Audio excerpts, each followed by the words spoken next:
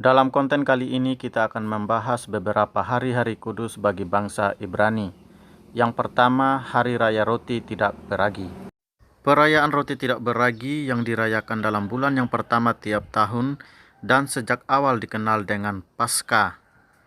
7 hari lamanya mereka harus makan roti yang tidak beragi, sedang pada hari pertama mereka tidak boleh melakukan pekerjaan berat dan harus mempersembahkan korban bagi Tuhan.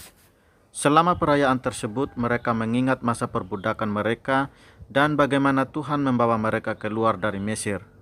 Perayaan itu berwujud ibadah keluarga sebagai upacara peringatan di mana mereka melakukan kembali upacara Paskah.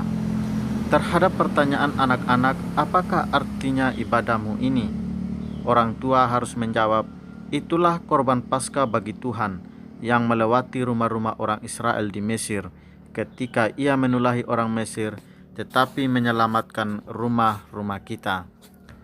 Dengan cara yang dramatis ini mereka saling menyatakan karunia penyelamatan dari Allah dan meneguhkan kembali iman mereka kepadanya.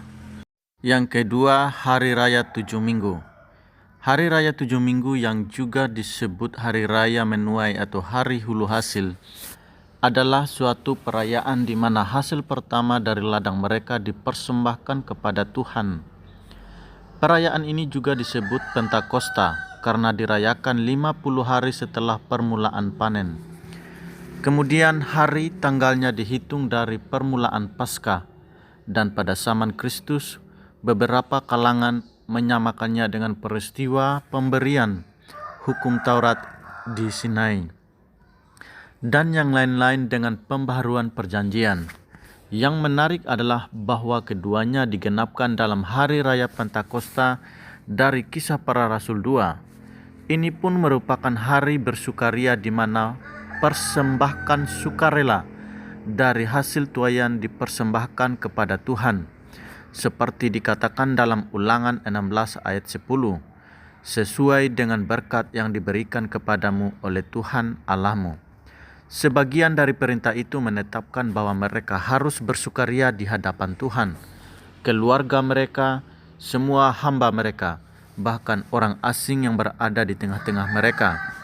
Semua orang harus bersukaria bersama dan ingat bahwa Tuhan tidak hanya memberikan tuaian, tetapi bahwa persediaan ini juga merupakan ungkapan pemeliharaannya yang penuh kasih termasuk pelepasan mereka dari Mesir.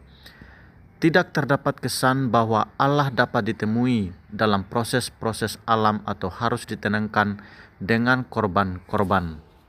Yang ketiga, Hari Raya Pondok Daun. Hari raya ketiga yang besar setiap tahun ialah Hari Raya Pondok Daun atau Hari Raya Pengumpulan Hasil. 7 hari lamanya orang Israel harus tinggal dalam pondok-pondok daun. Hari pertama dan ke-8 adalah hari istirahat. Sekali lagi, suasana sukaria harus menandai perayaan selama 7 hari. Selama waktu ini, mereka harus mengenangkan tidak hanya hal-hal materi yang disediakan oleh Allah, melainkan juga tuntunan dan pemeliharaannya tatkala mereka tinggal di dalam pondok-pondok sesudah keluar dari tanah Mesir. Terutama sekali, perayaan ini harus menegaskan kepada mereka bahwa Yahweh adalah Allah mereka. Yang keempat adalah Hari Raya Pendamaian. Selain itu ada hari-hari istimewa. Yang pertama yaitu Hari Raya Pendamaian, harus menjadi hari perhentian penuh. Orang Ibrani harus merendahkan diri dan pendamaian harus diadakan bagi dosa seluruh bangsa itu. Hari ini sangat penting sebagai hari pertobatan dan korban. Allah telah memerintahkan untuk mengadakan persediaan bagi upacara-upacara korban setiap hari dan setiap minggu. Tetapi semuanya ini belum cukup untuk menutupi dosa. Maka pada hari raya pendamaian, imam besar membawa darah pendamaian tersebut ke dalam tempat maha kudus untuk mengadakan pendamaian bagi para imam dan seluruh rakyat karena segala dosa mereka. Ini merupakan peringatan yang serius bagi hubungan mereka dengan Allah, bukan semata-mata sukacita, karena dosa harus ditindak.